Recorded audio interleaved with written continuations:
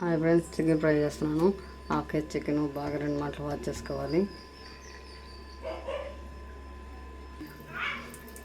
దాంట్లో 1 స్పూన్ పసుపు, రుచికి తగ్గ ఉప్పు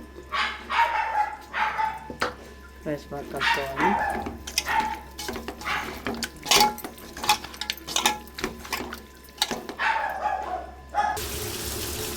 స్టవ్ ముడికాను పసుపు వేసి ఇస్తూ ఉంది.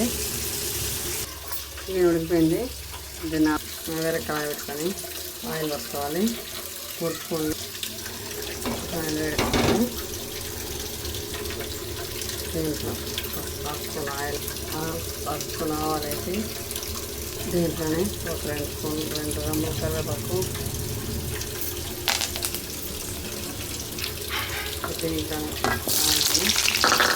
ఎక్కువ వేయగలదండి. మొత్తం ఆయిల్ వేసి బాగా కలుపుకోవాలి. మంట ఆయిల్ వేసుకోవాలి. ఆయిల్ వేసుకొని మధ్య మధ్యలో కలబెట్టుకోవాలి. దాంట్లో దాని చికెన్ బ్రౌన్ కలర్ వస్తుంది. మధ్య మధ్యలో కలుపుకుంటా ఉన్నాను. చూడాలి.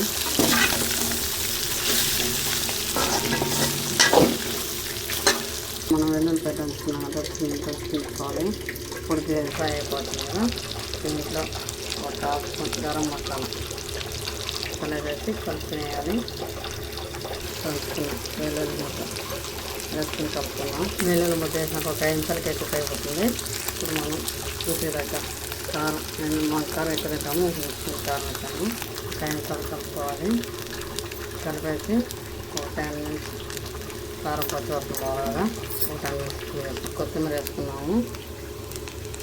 చేస్తాను నేను వేసేసి స్టవ్ పెట్టేస్తాను. టేస్ట్ సూపర్గా, హోటల్ కన్నా టేస్ట్ సూపర్. హోటల్లోనే సేమ్ వస్తుంది. మీరు ఒకసారి ఇలా ట్రై చేయండి. నాకైతే ఇలా చేసుకోవడం చాలా ఇష్టం. చికెన్ ఫ్రై ముక్కలు కూడా బాగా ఉడుకుతాయి. తింటా అంటే కూడా క్రిస్పీగా అనిపిస్తుంది. మా ఇంట్లో వాళ్ళు ఇలా చేస్తే ఒక్క పీస్ కూడా మిగిలి కూడా తినేస్తారండి. చూడండి, ఇప్పుడు నేను టేస్ట్ చేస్తున్నాను. మీరు కూడా ఒకసారి ట్రై చేయండి.